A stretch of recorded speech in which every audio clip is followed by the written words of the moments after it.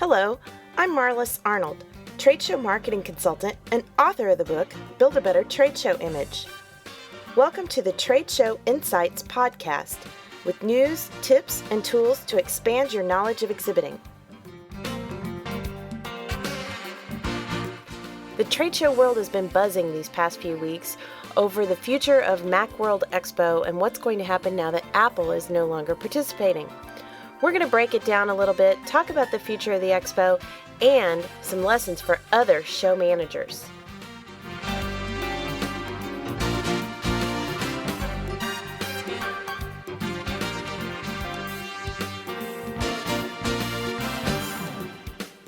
When Apple announced that 2009 would be their last appearance at the Macworld Expo, they stated that it was a strategic move because of the popularity of their retail stores and their website. Now, that may be true for Apple, but for most exhibiting companies, they're not even represented in the stores. So for 25 years, Macworld Expo has been a gathering place for the entire Mac community.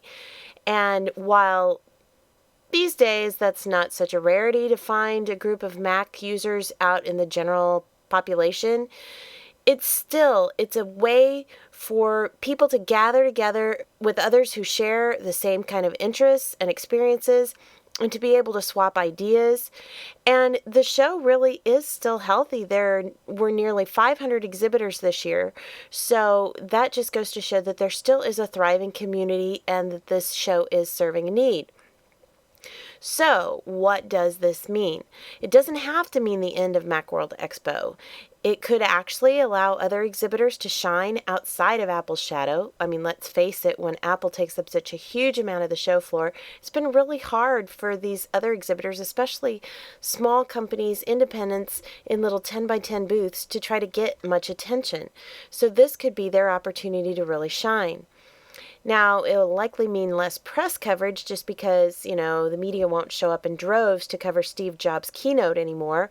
But for the exhibitors who are there and for the reporters who still come, it'll mean a better chance of exposure for these exhibitors. Many times, could be a really small exhibitor that could get some great attention because the press will actually be covering the show floor and not just writing about what Apple is doing.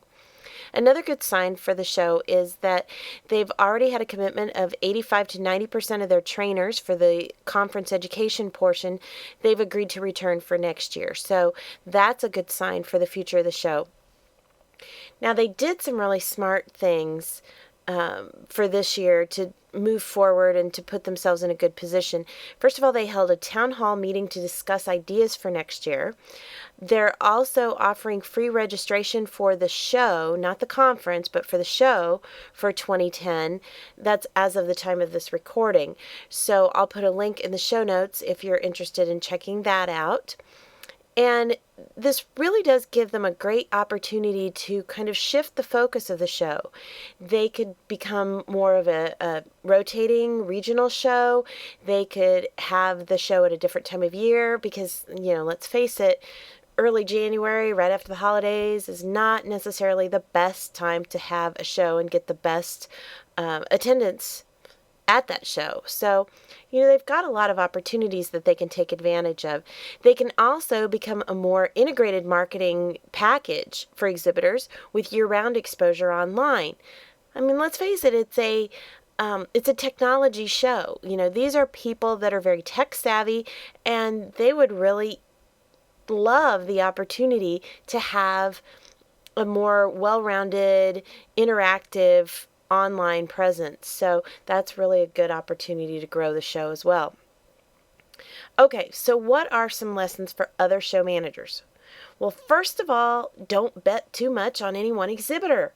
What a devastating thing to have your main exhibitor pull out. I mean, nobody wants to see that happen. That's not good news for any show. But what you can do about that is maybe don't allow the big exhibitors to take up as much space on the show floor. Maybe limit the amount of space that any one exhibitor can take. Don't put all your efforts into those major exhibitors. Spend more time really grooming some of your smaller exhibitors that are really very very loyal and very stable exhibitors. Offer some more opportunities for exhibitors to share the spotlight. Reward your longtime exhibitors, no matter how big or small they are. Reward them with VIP perks. Give them some kind of a really nice exhibitor lounge. Offer them extra help on the show floor. Maybe even offer them some kind of extra help in planning and getting ready for the show. Maybe a concierge service type thing or something. Just do stuff to really reward them. And also get creative with your sponsors. Start looking outside your specific industry at who else would want to reach your attendees, and start looking to those companies as new exhibitors and new sponsors to bring into your show. And above all, always leave the door open for major exhibitors to return. You don't ever want to burn those bridges. Keep those people on your mailing list, keep them updated, maybe even still invite them to come and be presenters at your conference, even if they're not exhibiting, just keeping that relationship alive.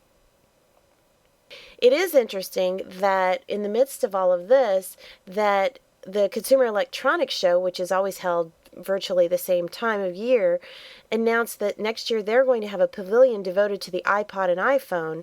So it does make you tend to wonder, is there a possibility of these two shows somehow teaming up in the future? Maybe a co-location, or maybe Macworld being held in the days right before CES begins to tie in with the same audience.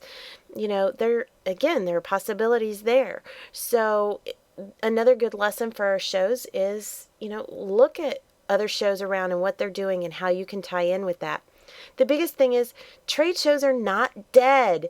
Despite what a lot of people in the blogosphere have been saying about Macworld and CES and a lot of other shows, it's so important to have that face-to-face time. It's not about immediate sales. It's about building relationships. And again, these independent developers at Macworld, you don't get to meet them in an Apple store. Face-to-face time is so important. You won't ever get the same kind of connection online. And by being at a trade show, you can convert nameless, faceless email addresses into living, breathing individuals. And that alone is priceless.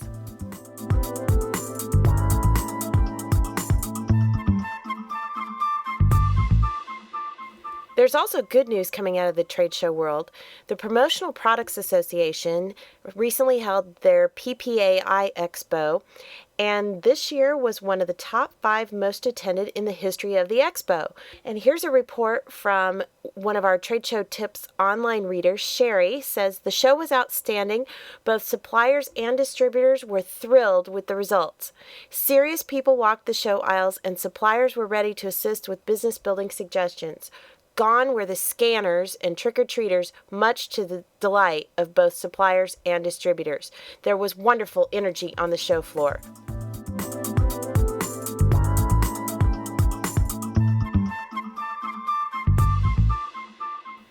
Trade Show Insights is protected by the Creative Commons copyright license. You may feel free to share this recording with colleagues as long as it is shared in its entirety and is not used for commercial purposes. To learn more, please see the link in the show notes.